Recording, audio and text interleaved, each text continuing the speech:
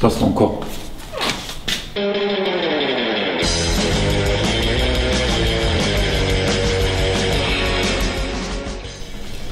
Ça va? Vous filmez pas là?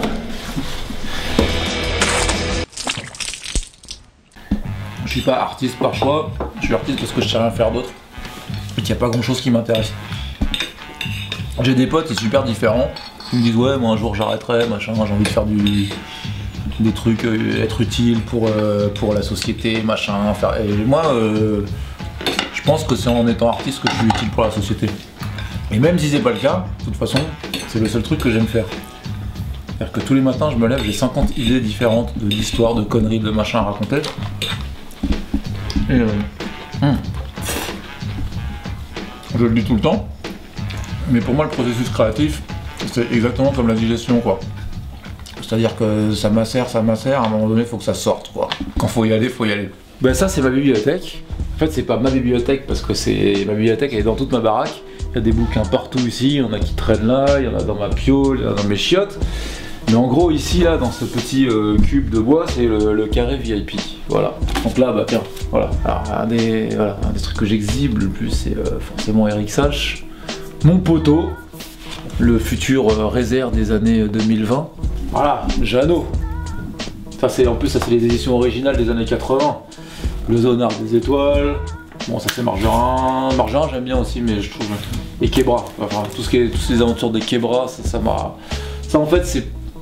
On va dire historiquement, c'est ce qui m'a incité à faire Lascar, quoi. C'est le premier mec à avoir fait de la BD qui parle de la banlieue sud de Paris, même si c'était très rock'n'roll et que moi je suis plutôt hip-hop.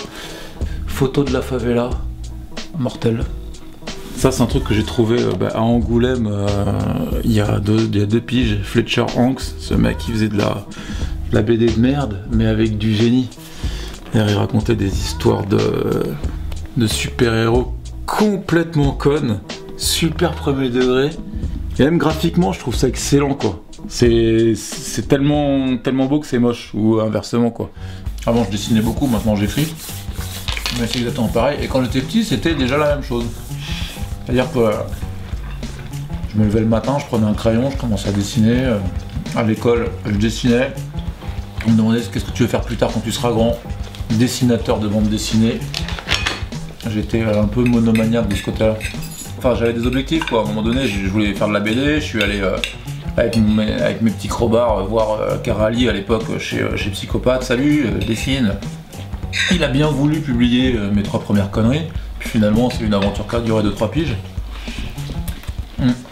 Mais en fait, quand je m'intéresse surtout, je m'intéresse pas tellement à l'outil ou à la forme. Je pourrais, si j'avais plus l'oreille musicale, je pourrais faire de la musique. J'ai essayé, hein, la clica, tout ça, je t'ai raconté. Mais je m'intéresse, c'est pas le fond non plus, enfin, je m'intéresse juste au fait de communiquer des trucs, quoi. Quel que soit l'outil. Donc ça peut être de la sculpture, je suis pas très bon sculpteur. Ça peut être, en ce moment, c'est surtout l'écriture, parce qu'en fait, c'est là où je me retrouve le plus. Je suis bien meilleur à l'écrit qu'à l'oral. Ça a été longtemps le dessin. Effectivement, ça a été le cinéma aussi, et ça continue à être le cinéma, parce que je réalise un petit peu, j'ai fait pas mal de courts-métrages, de projets de séries. Il n'est pas impossible que je réalise un long-métrage dans pas longtemps, là. C'est pas encore fait, mais ça devrait pas tarder. Et toujours le même principe, mais ce qu'il y a, c'est que par contre, j'intellectualise jamais rien. C'est-à-dire que tu vas me demander, mais quelle est ta démarche artistique et tout, parce que j'en ai pas. J'ai eu une seule démarche et à un moment donné j'ai un truc en tête et il faut que je le couche sur le papier ou que je le dessine ou que je le filme et point barre quoi. Et après ça va mieux. Et après je suis très fier de mon boulot. Et après au bout de 2 mois je me dis putain en fait c'était merdique et après je recommence, enfin, c'est cyclique. Le meilleur de Crum c'est celui-là je crois moi, mes problèmes avec les femmes. Évidemment à chaque fois ça te renvoie à ton histoire personnelle. Tiens, chat. Il y a un truc dans son style qui est vachement bien parce qu'elle est capable d'aller super loin dans ce qu'elle raconte et elle n'a pas de limite et en même temps graphiquement c'est pas agressif quoi, c'est à dire que un enfant peut ouvrir un album de chat, trouver ça joli Et en fin de compte, ce que ça raconte, c'est pas du tout pour les enfants. Ou du moins, si c'est pour les enfants, mais les enfants éclairés un peu quoi. Il faut avoir été tout petit peu briefé avant. L'osier, la course du rat. Celle-là, c'est vraiment c'est la quintessence de son art. Alan Moore, tout le monde connaît les Watchmen, tout le monde connaît From Hell, etc. Il y a peu de gens qui connaissent ça. Deer and Quinch. Faut être un super geek pour connaître ça, Deer and Quinch. Pour savoir, Deer and Quinch, en fait, c'est une des BD les plus dingues que j'ai lues dans ma vie. Et en fin de compte, Monkey Business, que j'ai fait avec Posla, c'est quand même vachement inspiré de Deer and Quinch. C'est pas le même univers et tout, mais c'est un peu la même philosophie, un peu super déglingo, post-apocalyptique. Et enfin, même les personnages sont un hommage. D'ailleurs, bah, tu vois, je l'ai mis à côté, Monkey Business. Voilà. Ma mère, elle me faisait croire que j'étais un génie quand j'étais petit. Genre, tu sais, dès que je faisais un dessin, c'était affiché, machin. Ah, il a appris à lire tellement vite et tout ça.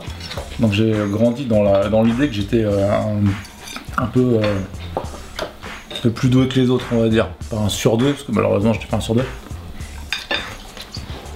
Mais finalement, en vieillissant, je me rends compte que je suis à peu près aussi connard que n'importe qui, sur plein de domaines.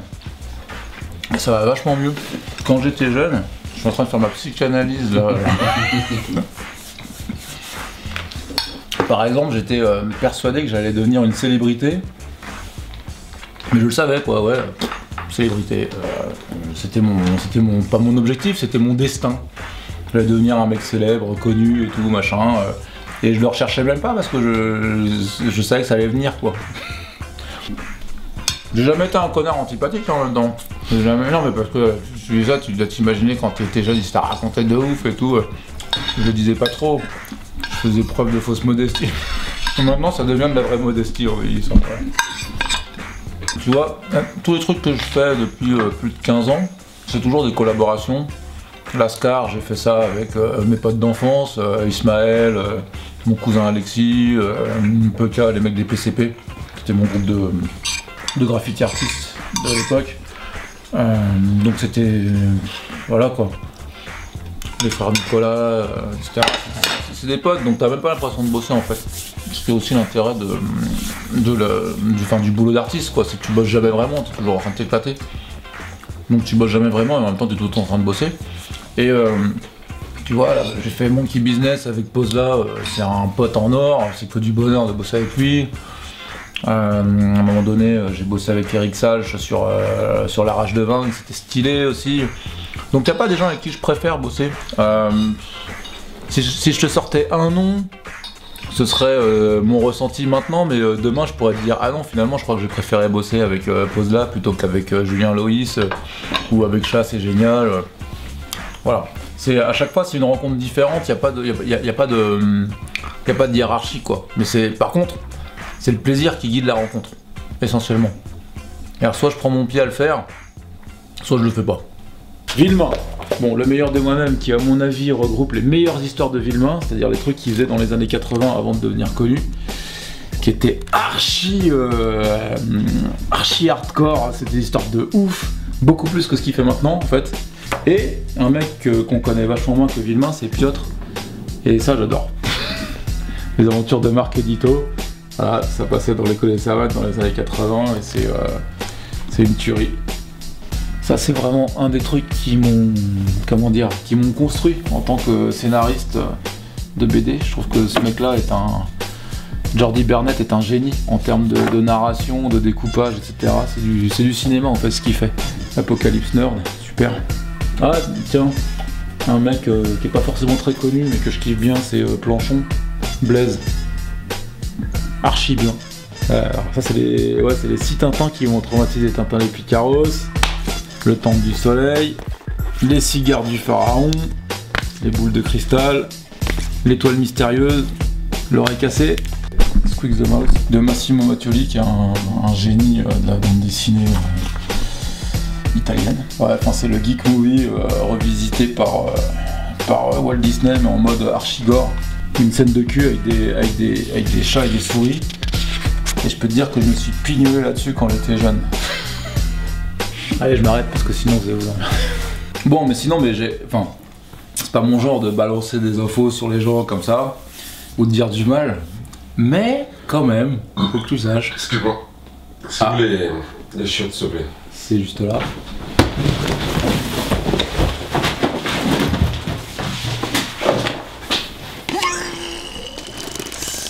Je crois que les nems sont pas passés. Vous avez acheté ça chez Chinois en bas là. Hein? Ouais.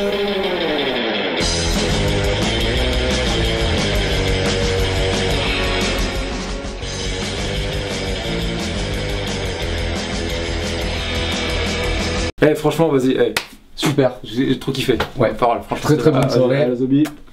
Et franchement, À tu repasses bientôt, quand si tu on veux, courant. vas-y. Et vous montrez ça direct, hein, dès que Bah vous avez oui, monté et carrément, on tout. bosse dessus. Moi, j'ai Il n'y a kiffé. pas de souci. Ça roule. Allez, Vas-y, merci. hein, bon retour. À plus tard. Et puis, vas-y. Hein. Ciao. Ciao, ciao. Salut les mecs. Salut.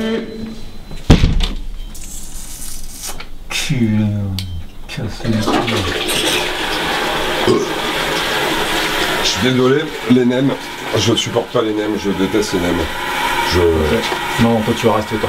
Oui, Toi tu restes. oui monsieur. Il fait le cochon. Ça fait un peu mal. C'est quoi?